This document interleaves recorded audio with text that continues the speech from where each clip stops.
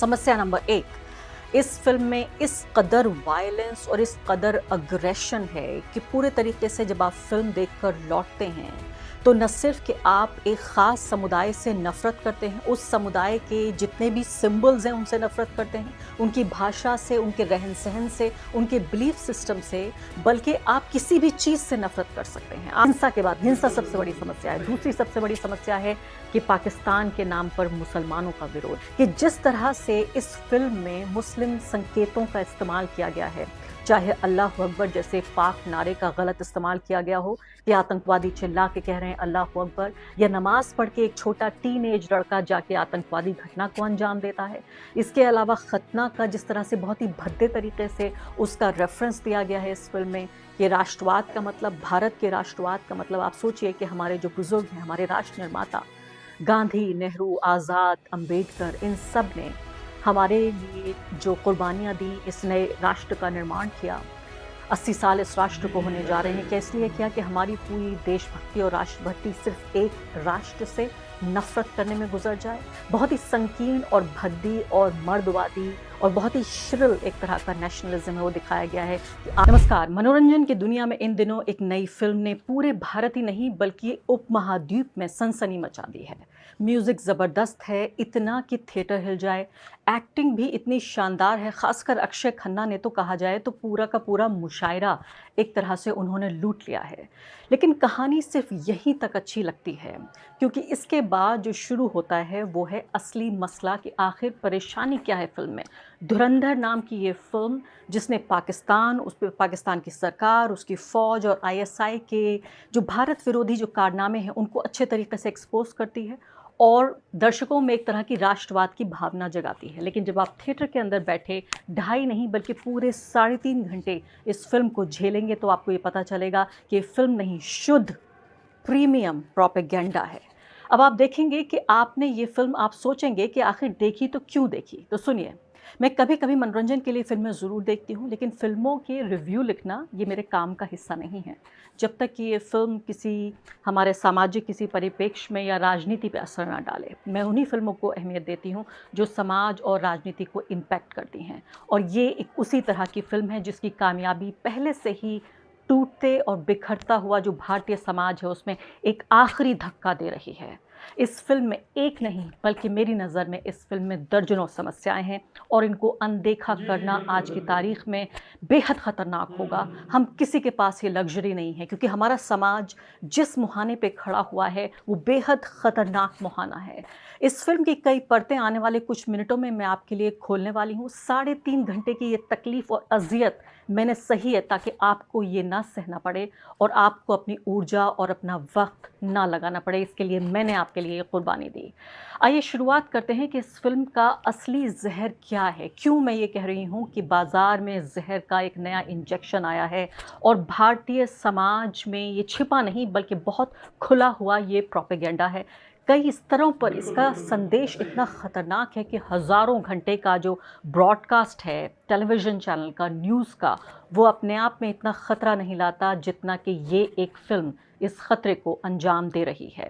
इस फ़िल्म को देखने के बाद एक ज़िम्मेदार भारतीय नागरिक और एक ज़िम्मेदार पत्रकार के तौर पर मेरा ये फ़र्ज़ है कि मैं आपसे इसको रूबरू कराऊँ कि इस फ़िल्म को देखने जाने का फ़ैसला आप इस रिव्यू के आधार पे ही कीजिए। और सबसे बड़ी बात मेरी आपको सलाह ये होगी कि आप इस फ़िल्म को हरगिज़ ना देखें और ना ही किसी को देखने का मशवरा दें। और इसीलिए मैंने ये ज़हर का कड़वा घूँट आपके लिए पिया, ताकि आपको ये ना करना पड़े।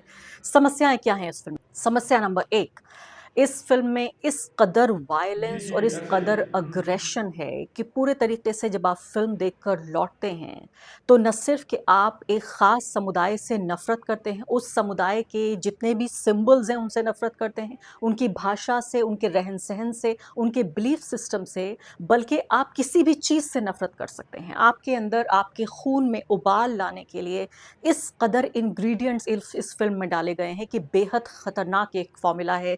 खासकर मैंने कहा कि ऐसे वक्त में जब भारत में पहले से ही नफरत और हिंसा का वो आलम है कि सड़कों पर हाहाकार मचा हुआ है। लिंचिंग हम देख रहे हैं अलग अलग लोगों की, खासकर मुस्लिम समुदाय, दलित और ईसाई, इन तमाम लोगों पर जिस तरह का हमला है हम साफ तौर पर देख रहे हैं। जो भी कमज़ोर है उसके ऊपर हमला करने की कोशिश हो रही है। ऐसे ही जो हमारी राजनीति है, 56 इंच के सीने की राजनीति, जिसे मर्दवादी राजनीति कहते हैं, भारत ही नहीं पूरी दुनिया में, चाहे वो डोनाल्ड ट्रंप हो या पुतिन हो या फिर ये हमारे नरेंद्र मोदी हो, ये जो मजबूत जो मर्द हैं, जो पुरुष हैं, उनकी जो बेहद मर्दवादी जो राजनीति है, मिसोजिनिस्टिक, एंटी वुमेन पॉलिटिक्स, उसी के तौर पर उसी का एक फिल्मी वर्जन देखने को मिलता है। 3.5 घंटे की हिंसा के बाद मैं और मेरी करीबी दोस्त, जो मैंने आपको बताया मेरी अजीज दोस्त, हम दोनों फिल्म देखने गए थे और उस हमारा प्लान ये था कि फिल्म देखने के बाद हम डिनर के लिए भी जाएंगे। आप यकीन जानिए, फिल्म हॉल से निकलने के बाद बहुत देर तक हम दोनों एक कुर्सी पर बैठे रहे, बात नहीं कर पा रहे थे, क्योंकि हम शायद खुद इतने ज़्यादा निजी तौर पर प्रभावित हुए उस बेहद बेदर्द और मैं कहूँगी गैर इंसानी हिंसात्मक माहौल से कि कई बार मेरी दोस्त ने मेरी आंखें ढकी कि तुम मत देखो, ये इतना बुरा सीन है, और कई बार मैंने उन्हें बातों में उलझाया ताकि वो सीन ना देखें। आप सोचिए कि इस फिल्म में दिखाया तो ये गया है कि पाकिस्तान के लियारी में एक लियारी वहाँ का इलाका है, वहाँ गैंग वॉर के सीन्स हैं, लेकिन इस फिल्म में उसी गैंग वॉर को दिखाते हुए जो हिंसा का इतना बदतरीन और बदसूरत चेहरा कि मुझे बेहद शिकायत है हमारा सेंसर बोर्ड से कि किस तरह से अपनी राजनीति, अपनी ओछे फ़ायदे के लिए आप सरकार के आगे नतमस्तक हो गए हैं। आपको इस बात की शर्म लिहाज नहीं है कि आप सोसाइटी में किस तरह के जो जहर भरे इंजेक्शन है हमारे समाज में आप लगाने दे रहे हैं। आप ये सोचिए बिल्कुल, कि बिल्कुल, बिल्कुल, ऐसा स्क्रीन ही है। पर आप सरेआम गले काटे जा रहे हैं, यानी शूट वूट करना तो भूल जाइए, आप बंदूक से मारना और किस तरह से टॉर्चर करने के जो सीन्स हैं, खासकर ये तबाहनाक सीन हैं। इस तरह के सीन्स हैं कि रातों को आपको नींद नहीं आएगी, और बताया ये जा रहा है कि जो ख़राब लोग हैं, जो गंदे लोग हैं, जो बुरे लोग हैं, उनको सज़ा देने के लिए इस तरह के टॉर्चर का इस्तेमाल किया जा रहा है। पूरे तरीके से कहीं से भी ये बात कोई लीगल नहीं है, चाहे वो पाकिस्तान का निज़ाम हो या हिंदुस्तान का निज़ाम हो। ह्यूमन राइट तो ह्यूमन राइट्स भी होते हैं, किसी के भी ह्यूमन राइट्स हों, चाहे वो आतंकवादी ही क्यों ना हो, लेकिन उनको भी कानून के हिसाब से सज़ा मिलेगी। तो दिखाया तो ये जा रहा है कि ये सज़ा आतंकवादियों को दी जा रही है, हालांकि ये जो गैंग वॉर है लियारी जी, की, जी, इसमें ऐसा ही है। आपस का ही मसला है, आपस में ही गैंग्स एक दूसरे के साथ हिंसा और एक दूसरे के साथ ये टॉर्चर का खेल खेलते हैं। और इसके बाद जिस तरह से ग्लोरीफाई किया गया है हिंसा को, आप ये सोचिए कि यानी पूरे तरीके से दोनों जो गुट हैं वो एक दूसरे में, यानी जब वो एक दूसरे की हत्या कर रहे होते हैं तब बाकायदा धूम से संगीत बज रहा होता है।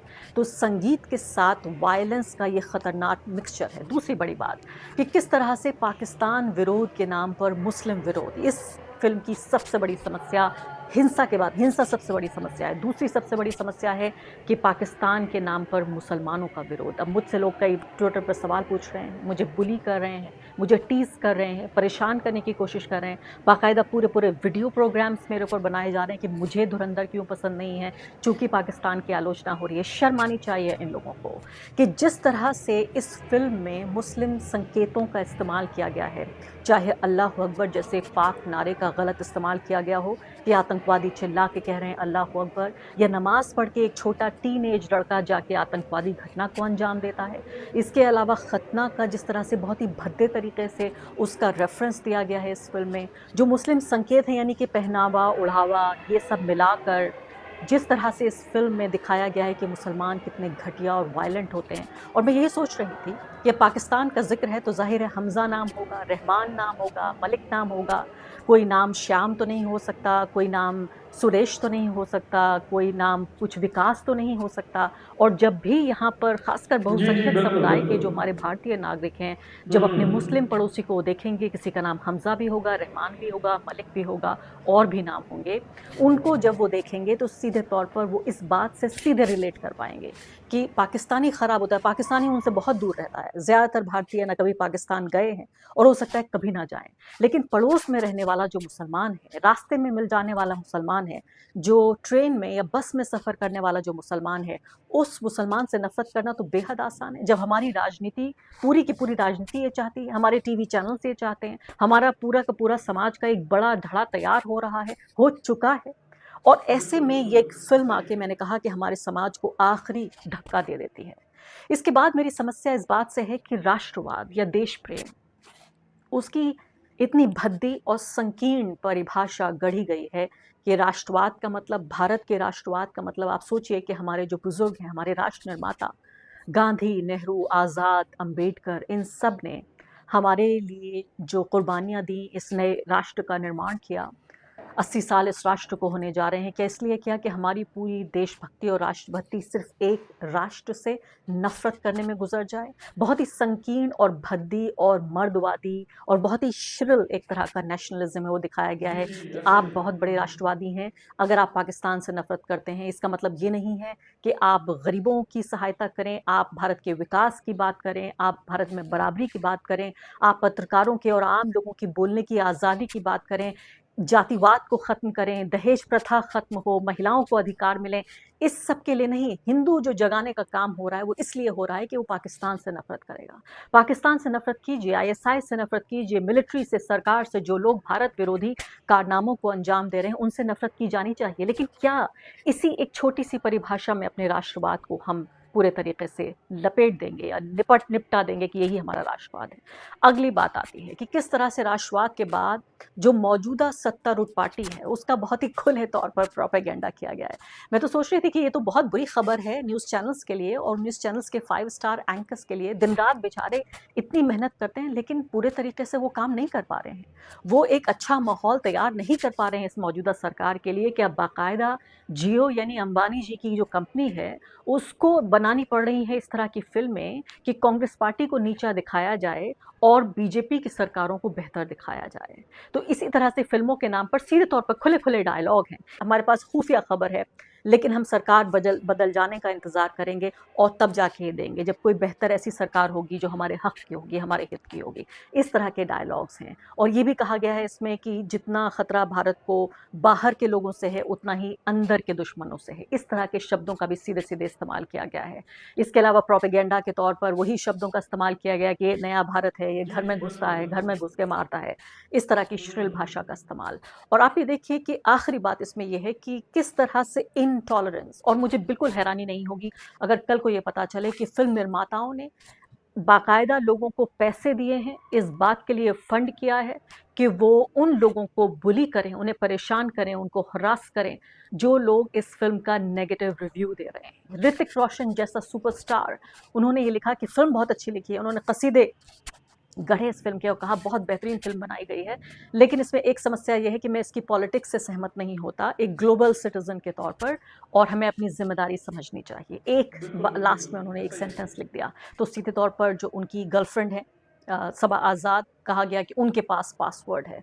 तो इंस्टाग्राम पे उन्होंने अपनी पोस्ट में कुछ और लिखा और ट्विटर पे उन्होंने बाकी लोगों को खुश करने के लिए इस सेंटेंस को हटा दिया कि वो असहमत हैं राजनीति से।